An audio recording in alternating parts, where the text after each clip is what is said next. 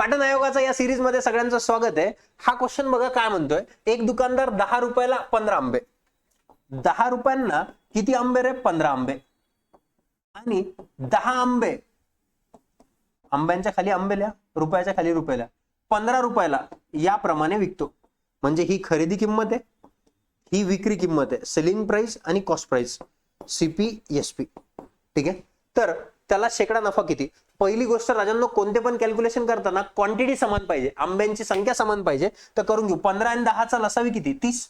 याला 30 आणण्यासाठी किती निघुणार? 2 नी. आणि याला 30 आणण्यासाठी किती निघुणार? 3 नी.